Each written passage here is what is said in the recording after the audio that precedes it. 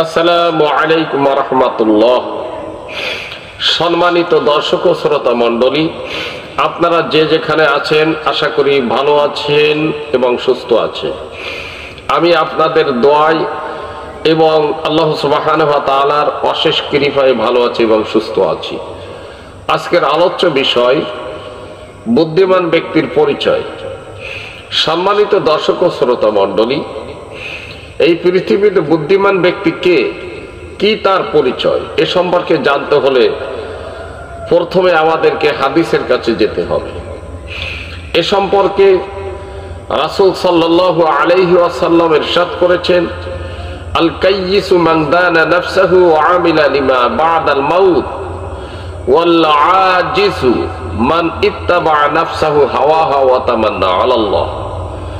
রাসূল সাল্লাল্লাহু আলাইহি ওয়াসাল্লাম বলেন, বুদ্ধিমান হলো ওই সকল লোক যারা নিজ প্রবৃত্তিকে নিয়ন্ত্রণ করে মৃত্যু পরবর্তী সময় তথা আখিরাতের জন্য সৎকর্ম করে।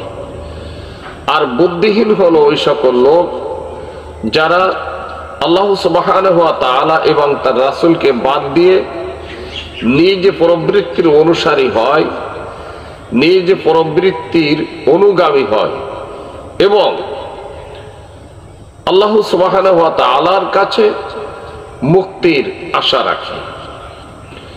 সম্মানিত দর্শক ও শ্রোতা মণ্ডলী, পত্র হাদিসের শিক্ষা হলো নিজ প্রবৃত্তিকে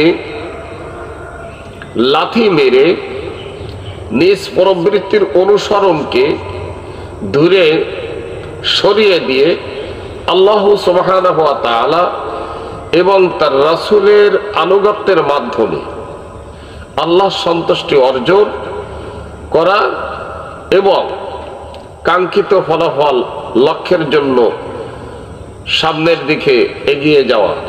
আল্লাহ সুবহানাহু ওয়া তাআলা আমাদের সবাইকে তৌফিক দান করুন। আসসালামু আলাইকুম ওয়া রাহমাতুল্লাহ।